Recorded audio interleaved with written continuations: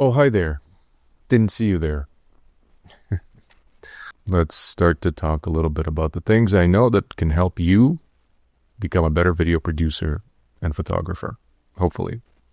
I'm here to answer some questions that I myself have made up, thinking that these are the types of questions some people might be interested in getting into video and photography. What's the best camera and setup for run and gun video production in 2025? I would say any mirrorless DSLR would be ideal for video and photography. Take, for example, any camera that can run for a long time, video-wise, not limited to 20 minutes for overheating like the Canon R5C. That camera is fantastic for video and photography. It delivers full frame. It delivers long format video. You can go on for hours. It takes a CF Express card that you can record up to 8K on, which you don't need, but you can to crop. It can also take incredible photographs like any other Canon camera can. And with the right adapter, you can run your old non-mirrorless lenses, or you can run new mirrorless lenses, of course. It's ideal for both video and photo, and you can run it off a large power bank with sufficiently powered for the whole day. I've put it on gimbals. I've put it on tripods. I've streamed with it. I've used it for photography. I've used it in the OR operating room. I've used it basically for everything and anything, and I would highly recommend that one specific camera for both video and photography. Do I really need a gimbal, or can handheld be cinematic enough? Both can happen. Both can work. I would say a gimbal would be ideal, like a DJI RS4 Pro can handle a beefy camera quite well. Handheld can be handled quite well as well. There's image stabilization built into things like Premiere Pro. There's internal image stabilization on a lot of cameras and lenses.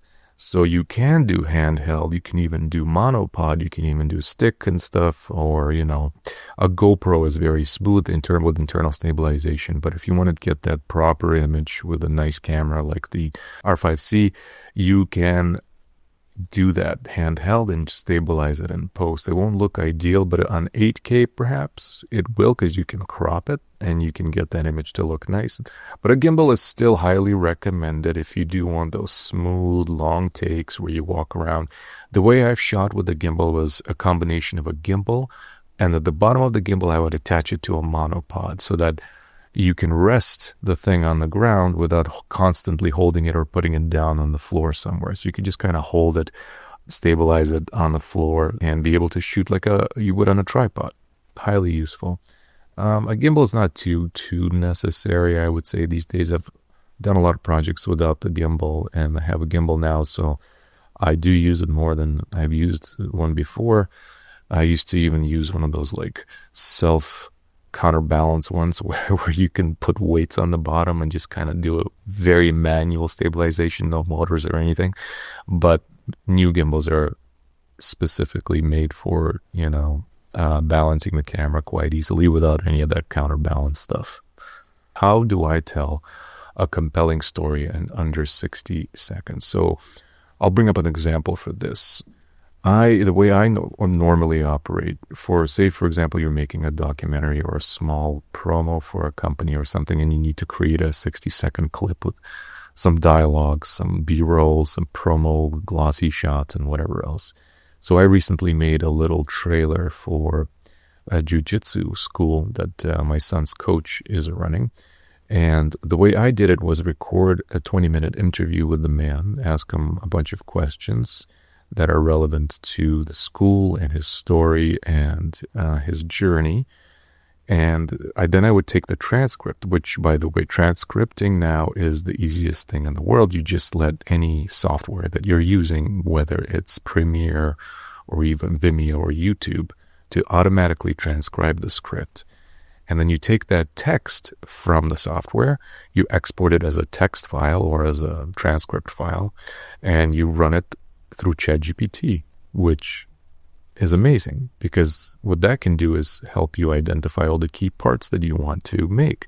So you tell ChatGPT, here's the script, please pull out enough dialogue for 1 minute or less so I can build a trailer with it. I would like these themes covered. And that's what it did. It gave me exactly what I needed. It can even give you pacing. It can even give you suggestions for what you want to place for B-roll, how to structure the whole thing under a minute. It'll give you exactly what to do. So use AI as an assistant to help you with your transcriptions. I remember having to run transcripts through people that would take forever.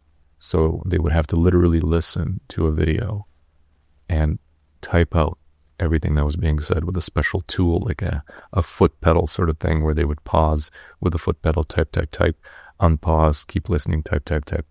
Anyway, it was a nightmare. These days, much simpler. You use tools at your disposal. How do I stay creative when nothing's working? How do I stay... By making this kind of stuff, So nothing's working right now for me. I'm constantly posting on LinkedIn, Instagram, TikTok, YouTube, Facebook. I don't even know what else I should be posting on. I'm listening to people like Gary Vee and YouTubers who talk about production and doing your own thing. And here I am being creative, doing this kind of thing. And here I am doing like passion projects with the documentary thing. I'm doing photography, more and more family stuff. So pick up the camera, always use it, never let it collect dust, even if you're just doing family collage pictures or your trip to the pumpkin patch. I don't know, just keep making stuff, man.